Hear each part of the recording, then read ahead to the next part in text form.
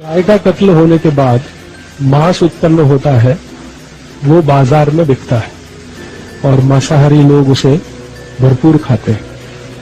भारत में लगभग 20% प्रजा जो है ना मांसाहारी है।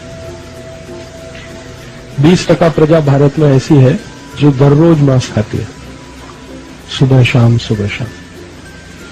तो ये जो मांसाहारी प्रजा है, इसको गाय का मांस भी लगता है, मछली का भी, बैल का, बछड़े बछड़ी, मुर्गा मुर्गी, सब तरह का मांस वो खाते हैं।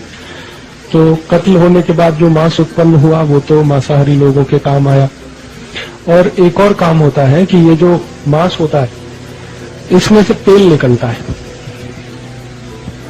और उस तेल को अंग्रेजी भाषा में टैलो कहते हैं। तेल हिंदी में कहते हैं, टैलो कहते हैं अंग्रेजी में। गाय के मांस का जो तेल है, बीफ टैलो है वो। ऐसे ही मछली के मांस का, भैंस के मांस का, डूके के मांस का, वो पोर्क टैलो है। तो ये जो तेल निकालते हैं, वो तेल का सबसे जास्ती वापर होता है, सबसे जास्ती उपयोग होता है क्रीम बनाने में। हमारे आजकल के पढ़े लिखे लोग घर घर में जो चेहरे में लगाने वाला क्रीम वापरते हैं ना, Fair and Lovely, Clearasil, clear tone, इरेस्मे, इमामी, पॉन्ड्स आदि आदि, ये ज्यादातर क्रीम में मांस से निकाला हुआ तेल वापर। इन सब कत्ल खानों में मांस और मांस के साथ तेल, ये दोनों अलग अलग निकलता है। तेल का उपयोग क्रीम बनाने में, कॉस्मेटिक्स में होता है, मांस खाने में जाता है। फिर जो खून निकलता है, उस खून का भी भरपूर उपयोग होता है औषधि बनाने में। गाय के शरीर से निकला हुआ खून, मछली के शरीर से निकला हुआ खून, बैल बछड़ा बछड़ी के शरीर से निकला हुआ खून, उससे एक दवा बनती है और वो दवा बाजार में भरपूर बिकती है। उसका नाम है डेक्सोरेंज। ये औषधि को सभी डॉक्टर लिखते हैं, क्योंकि ये औषधि लिखने में कमीशन बहुत मिलता है डॉक्टर को। तो डॉक्टर कमीशन के लालच में ये औषधि लिखते हैं। और ये औषधि का उपयोग जास्ती से जास्ती उन महिलाओं को किया जाता है जो गर्भावस्था में होती है। गर्भावस्था में जो माताएं हैं, महिलाएं हैं, उनको रक्त की कमी अक्सर होती है। तो रक्त की कमी दूर करने के लिए पशुओं के रक्त से बनी हुई दवा, वही सबसे ज्यादा डॉक्टरों ने देते हैं। तो रक्त का ये उपयोग होता है। और एक और उपयोग है रक्त का, कि ये जो पशुओं का रक्त है, इससे बहुत बड़े पैमाने पर लिपस्टिक बनती है। वो जो होंठ पे लगाते हैं, बहुत लिपस्टिक बनाने में इसको वापर करते हैं। फिर इसी रक्त से चाय बनाने वाली कंपनियां भी अपनी चाय में इस रक्त का उपयोग करती हैं। क्या होता है कि ये जो चाय होती है ना, वो तो पौधे से आती है। चाय का पौधा इतना ही बड़ा होता है जितना गेहूं का पौधा होता है। तो उसमें पत्तियां होती हैं, तो पत्तियों को तोड़ा जाता है, उसको सुखाते हैं। तो पत्तियों को सुखा के पैकेट में बंद करके परदेश में बेचा जाता है। और पत्तियों के नीचे का जो छोटा छोटा टूट कर गिरता है, डंठल जो होता है, आखिरी हिस्सा, उसको सुखा के डिब्बे में बंद करके भारत में बेचा जाता है। लेकिन ये जो पत्तियों के अंत का छोटा सा हिस्सा है, ये चाय नहीं है। चाय तो वो पत्ती है। तो फिर क्या करते हैं, चाय जैसा उसको बनाते हैं। तो सामान्य रूप से वो पत्तियों के छोटे छोटे डंठल तोड़कर अगर सुखाकर हम पानी में डालें, उबालें, तो उसमें चाय जैसा रंग नहीं आता। तो फिर ये कंपनियां क्या करती हैं कि ये जानवरों के शरीर से निकला हुआ जो खून है, इस खून को उसमें मिला के, सुखा के, फिर डिब्बे में बंद करके बेचते हैं उसे। और तकनीकी भाषा में बाजार में इसको टी डस्ट कहते हैं, चाय की धूल। एक होती है चाय और एक चाय की धूल, टी और टी डस्ट। तो टी डस्ट में ज्यादातर ये उपयोग होता है, जानवरों के शरीर से निकाला हुआ खून। तो उसमें एक बहुत बड़ा उपयोग इसका है। और एक उपयोग इसका है रक्त का, वो नेल पॉलिश बनाने में, लिपस्टिक बनाने में, नेल पॉलिश बनाने में, चाय में, 3 उद्योगों में इसका सबसे जास्ती उपयोग होता है रक्त का। मांस का उपयोग खाने में जाता है, खाने वाले लोग लेते हैं। मांस में से निकाला हुआ तेल का उपयोग क्रीम बनाने में होता है, फेशियल क्रीम जिसको कहते हैं।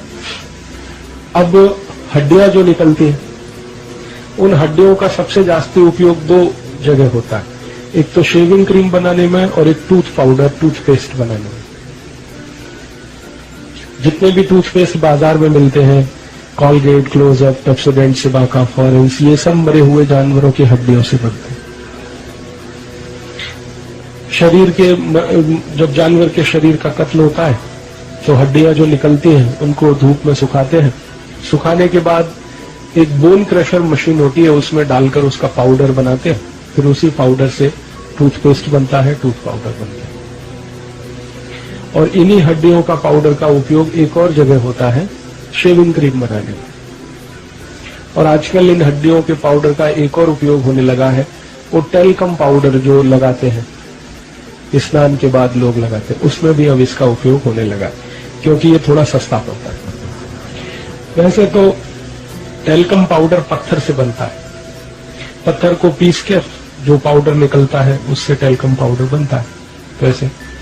लेकिन आजकल पत्थर का पाउडर 60-70 रुपए किलो है और गाय की हड्डियों से निकाला हुआ 20-25 रुपए किलो है, तो ज्यादातर उद्योग चलाने वाले लोग उसको वापरते हैं। अब गाय के शरीर के ऊपर का जो चमड़ी होती है, स्किन जो है, वो सबसे ज्यादा उपयोग होती है क्रिकेट का बॉल बनाने। क्रिकेट वो होता है ना क्रिकेट खेल, उसमें एक बॉल होती है लाल रंग की, अभी सफेद रंग की भी आने लगी। तो ये जो क्रिकेट की बॉल है, ये गाय की चर्बी के माने गाय की चमड़ी से ही बनती है। और गाय के जो छोटे बछड़े होते हैं, बछड़े बछिया, उसकी चमड़ी का सबसे ज्यादा उपयोग होता है बॉल बनाने में। दूसरी एक होती है फुटबॉल। क्रिकेट बॉल तो छोटी है, फुटबॉल तो बड़ी है, तो फुटबॉल बनाने में भी यही चमड़े का उपयोग होता है। गाय का चमड़ा, भैंस का, उनके शरीर का जो चर्बी है, चर्म है, उसका उपयोग होता है। आजकल और एक उद्योग में इसका बहुत उपयोग होता है, जूते चप्पल बनाने। अगर आप बाजार से कोई ऐसा जूता चप्पल खरीदते हैं जो चर्म का है, चमड़े का है, लेदर का है और बहुत सॉफ्ट है, मुलायम है, तो वो 100% गाय की चर्म का होता है। सॉफ्ट है, अगर मुलायम है तो गाय का चर्म है, और अगर थोड़ा हार्ड है, कड़क है, तो मशी का है, भैंस का है। जास्ती हार्ड और जास्ती कड़क है तो ऊंट का होता है, घोड़े का, ऊंट का बहुत कड़क होता है। तो एक बहुत बड़ा उपयोग ये चमड़ा, जूते, चप्पल इसमें बनाने। पर्स बनाने में बहुत इसका उपयोग होता है। बेल्ट बनाने में इसका बहुत उपयोग होता है, जो लोग अक्सर बेल्ट बांधते हैं पैंट में, पर्स रखते हैं, उसमें भी इसका उपयोग होता है। बड़े पैमाने पर इसका उपयोग होता है। और अभी इससे और भी कई वस्तुएं बनाना शुरू किया है। सजावट की बहुत सारी वस्तुएं जो घरों में रखी जाती हैं, शो पीस के नाम पर जिनको इस्तेमाल किया जाता है, वो भी बहुत कुछ गाय के चर्म से, मशी के चर्म से, बैल आदि आदि के चर्म से बनते हैं। तो गाय और गाय जैसे जानवरों का जब कत्ल होता है तो 5 वस्तुएं निकलती हैं। एक तो मांस निकला, मांस खाने में गया। दूसरा, मांस में से तेल निकला, तेल का कॉस्मेटिक्स में इस्तेमाल हुआ। फिर खून निकला, खून का इस्तेमाल 3 जगह मैंने आपसे कहा, चाय में और दवा बनाने में और लिपस्टिक और नेल पॉलिश बनाने में। हड्डियां निकली, हड्डियों का उपयोग टूथ पाउडर, टूथपेस्ट और शेविंग क्रीम, इसमें बहुत ज्यादा, और टेल्कम पाउडर। तो ये जो भी शरीर में से निकले हुए अंग हैं, इन सबका भरपूर उपयोग है और इसका बहुत बड़ा बाजार है इस देश में। प्रतिवर्ष मैंने आपसे कहा 36,000 कत्ल खाने हैं और करीब 4.5 कोटि गाय, बैल, मछली, बछड़ा, बछिया सभी मिलाकर उनका कत्ल होता है। और उसका प्रतिवर्ष जितना मांस उत्पन्न होता है वो बिकता है, जितना चर्म निकलता है वो बिकता है, खून निकलता है वो बिकता है। अलग अलग जगह पर इन सबका उपयोग होता है। तो आपके मन में एक प्रश्न आता है कि इससे बचने के लिए क्या करना, बहुत लोग कहते हैं। तो उसका एक सरल माहिती मैं आपको देता हूं। जो वस्तु का जाहिरा टीवी में आया वो नहीं लेना, तो आप बच जाएंगे। जो वस्तु का टीवी में बहुत जाहिरात आता है वो वस्तु कभी नहीं लेना,